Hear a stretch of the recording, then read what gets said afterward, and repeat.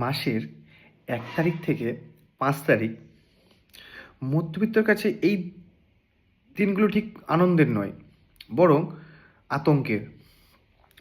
ফোনের নোটিফিকেশান যখন বেজে ওঠে, your EMI has been debited, তখন ঠিক মনে হয় না, ঠিক হার্টবিটটা কেমন থমকে গেল। আপনি কি একা?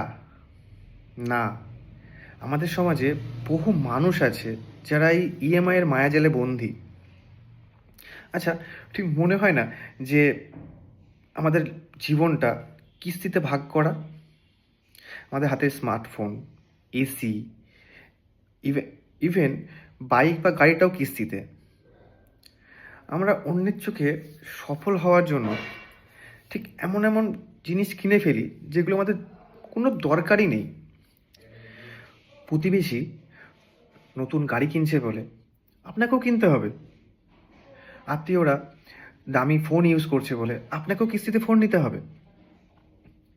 মনে রাখবেন, ব্যাংক আপনাকে লোন দিচ্ছে কারণ তারা আপনার শ্রম বিক্রি করে তারা লাভ করছে। কিন্তু এই ইএমআই মেটাতে গিয়ে আপনি আপনার রাতের ঘুম উড়িয়ে ফেলছেন। শুনুন, জীবনটা দেখানোর জন্য নয়, জেতার জন্য। এই ইএমআইয়ের খাঁচায় বন্দী হয়ে থাকা মানে আপনি আপনার জীবনটাকে বন্ধকে রাখছেন।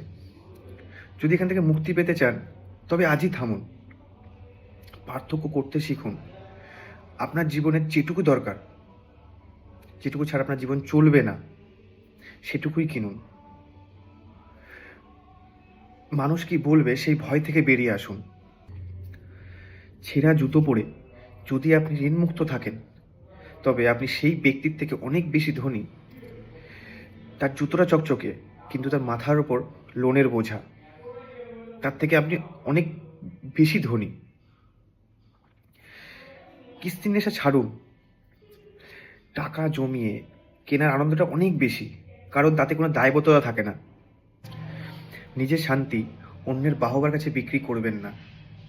মনে রাখবেন, সত্যিকারের স্বাধীনতা সেটাই যখন আপনি আপনার উপার্জন বুক ফুলিয়ে বলতে পারবেন, আমি ঋণমুক্ত, আমি স্বাধীন। যদি ভিডিওটা আপনার মনের কথা বলে থাকে, তবে আপনি সেই বন্ধুকেই শেয়ার করুন যে এই ঋণের চাপে, এই ইএমআইয়ের চাপে আজ ক্লান্ত। আপনি কি ভাবছেন সেটা কমেন্টে জানাবেন।